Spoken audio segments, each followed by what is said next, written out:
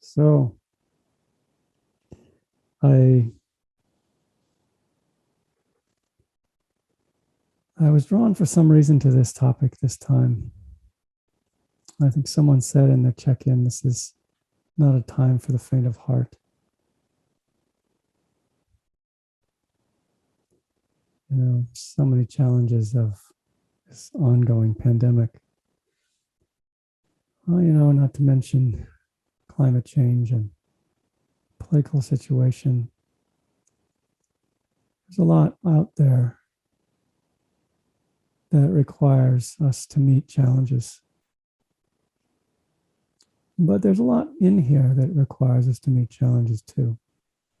There's a lot in our inner world that it's not easy to meet, not easy to face.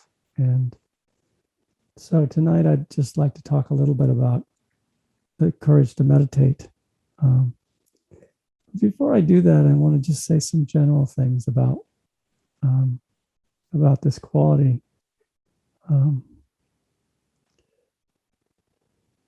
What is the strength of the heart?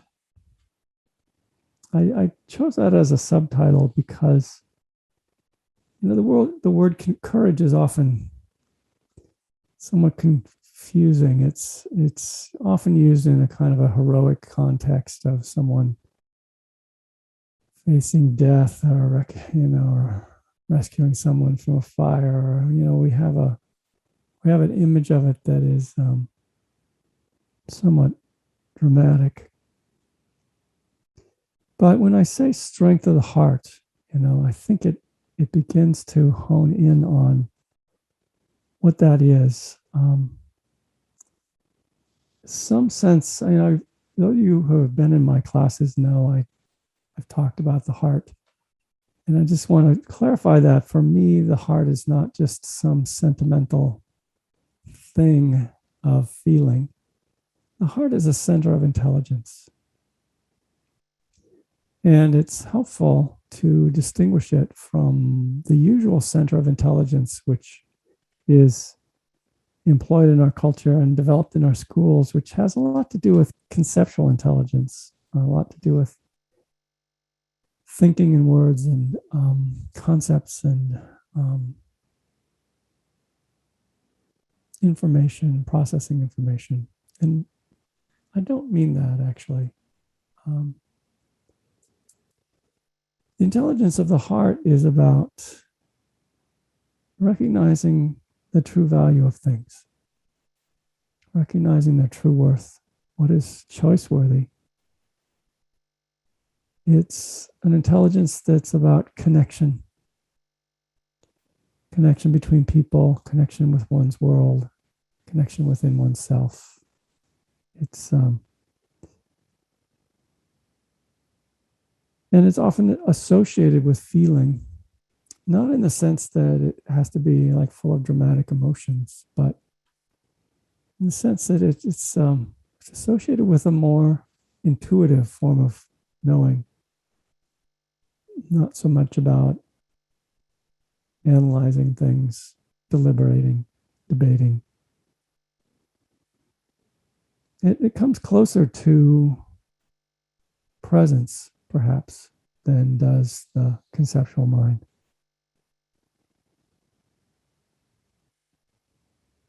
And so simply finding the heart, simply recognizing it as a distinct center of intelligence and a center of energy in our being, in our bodies, in our being is really helpful.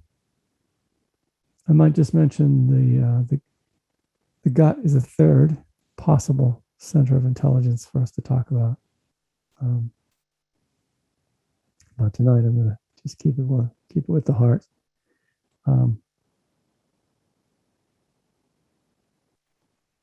So what we did at the beginning of the meditation, we can continue to practice in this class. Just that long journey from here to here, the energetic journey of bringing the sense of ourselves down from the head into the heart. And as a part of that, there is a sense of coming out of protectedness. There's a lot of protectedness in the head, a lot of keeping oneself safe by planning, thinking ahead, controlling things, knowing things, knowing what's best, having the right judgments, being on top of everything. And as I name those, you can maybe feel the somewhat anxious energy in it. There's a protective flavor. And often when people come into the heart, there's a different feeling, there's a different tone. And often it can feel vulnerable if you're used to being in the head. It's vulnerable because it's connected, it's open, and there are feelings there. There is life energy there. So when I think of the courage to meditate, I think of the courage to, first of all, face the mind. It's a rare thing that you're doing here in this class, in this world. It's getting less rare, I have to say. Meditation has become much more of a thing, but it's still rare. It's still rare for people to turn their attention inward with the intention to develop wholesome and skillful ways of being with their mind, to know the mind, to know the heart, and to develop a skillful way to be with it. It's not very common, and it's kind of sad because we are our mind, we are our heart, we embody, this is what we are, and we are it 24 hours a day, 7 days a week. You think about the kind of money and attention one spends on one's home or one's car, kind of one's external environment.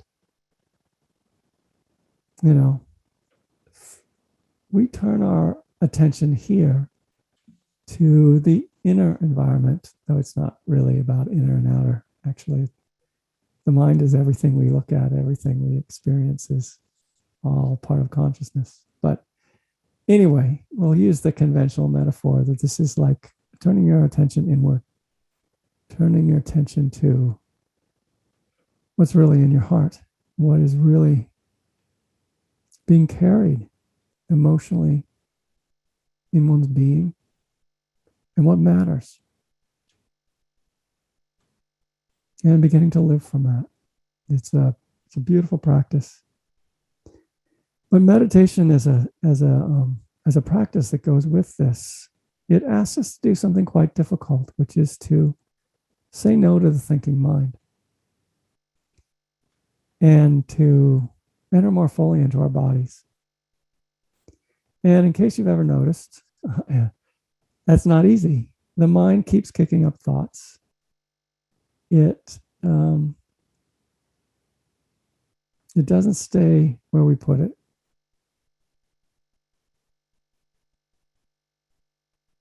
And you may find this week, it often even resists sitting down to meditate.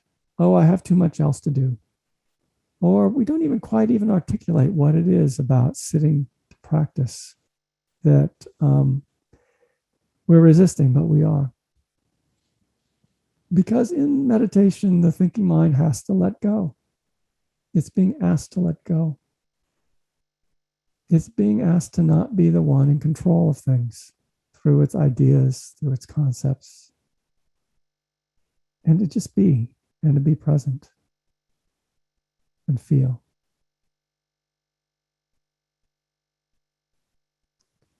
Be present. Even recognize presence. Recognize this here and now space of knowing that we are,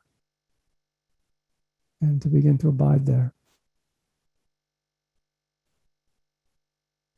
Even though it's what we are, even though it's so essential to our being, it's odd that we skitter away so easily. There's something about our thoughts which we believe protect us. They distract us, for one. if it doesn't feel good inside, if there's some things we're carrying that are uncomfortable, our thoughts get busy thinking of something else, getting us wrapped up in something else, some distraction. They also may worry. They may fret. They may dwell on problems. And somehow just asking them to not do that and to just breathe, it may not feel quite safe. In fact, that's often something that people will say when I invite them into the heart. They say one of two things. If they're kind of not open to this, they either say it's not real, this intelligence of the heart, it doesn't really exist, or it's not safe. It's not a safe place to be. And I somehow appreciate both of these statements, even though I think they're both false.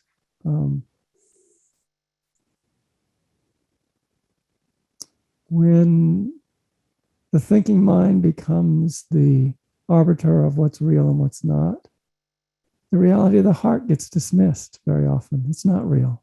Yes, it's not real. It's the domain of those unreal things like feelings, intuitions.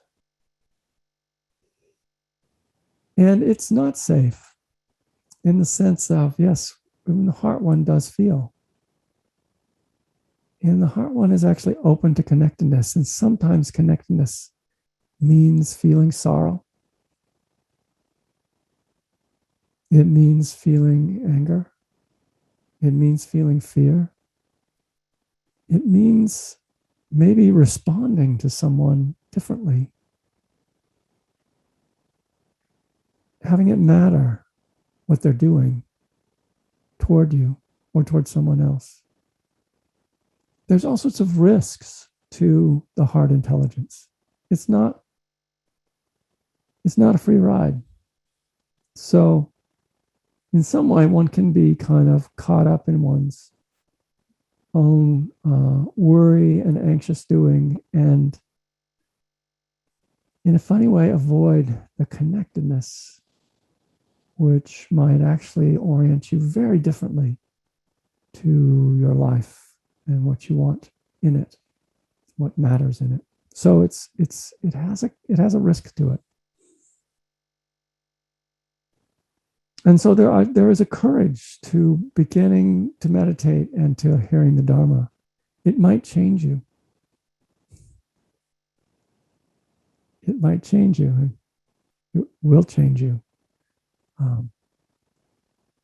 So when we meditate and we actually rest in our being, we let go a lot of what we think offers us security and control. So there's a vulnerable feeling there. That takes courage. You may never have used this word, you may never have used this word. What it actually takes when you're resisting meditating to sit down with yourself. And actually, when people most need to meditate is often when they most resist it. And they sort of feel everything swirling and they don't know quite what would happen if they opened up inside of themselves. That's the best time to meditate, but it's actually when we resist it the most. So there's the courage to sit down. There's the courage to stay there. It takes a certain strength. It's easier in a class because I time it. We do about a half an hour and you're less tempted to move. But this week you're going to be on your own and you may be just tempted to cut it short. It's really interesting to watch this. It's like, what is it that's so hard about this that I want to cut it short? What is excruciating? Be curious about that. And sometimes it's uncomfortable inside. Sometimes the mind is uncomfortable. Sometimes we've been unskillful for a long time. Perhaps we've been involved with addictions. Perhaps we've just been worrying. Perhaps we've depressed ourselves and, kind of sat on our life energy a lot. So there are various ways it can be uncomfortable to meditate. So it takes strength. And the strength is not kind of like gritting your teeth. That's the willpower thing. It's the strength of heart. It's like something in us that says, I want to know who I am. I want to live from who I truly am, not what I've been told I should be, not climbing the ladders that have been put in front of me saying, here, this is what you should do. I want to actually live my life coming from within. And often people sense the alienation and distraction of their world, and they want a more heart-centered life. That's why you show up in these sorts of classes.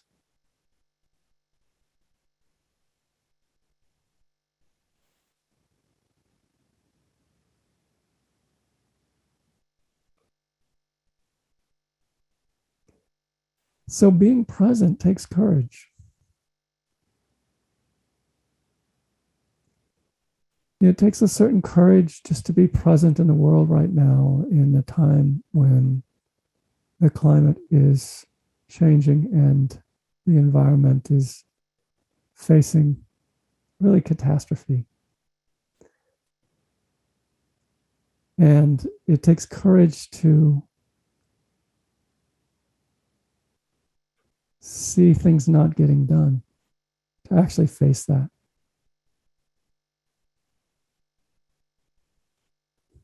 And when the mind starts to fret and blame, it takes courage to stay in the heart. And it takes courage to know what to do, to find an avenue of action. All of those things. And that's just one thing.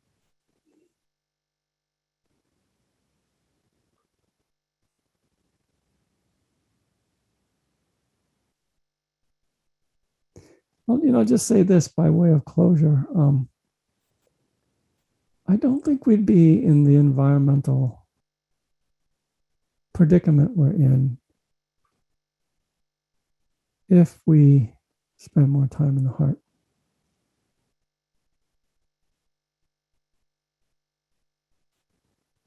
As a culture, if we trained people, if we had a greater sense that we are part of this world, it sustains us. And we need to give back.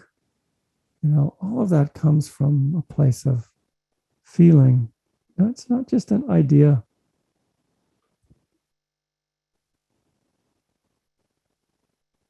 It's a felt sense of being a creature of this world, of this earth.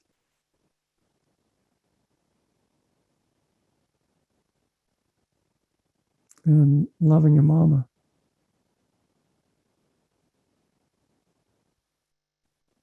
Seriously.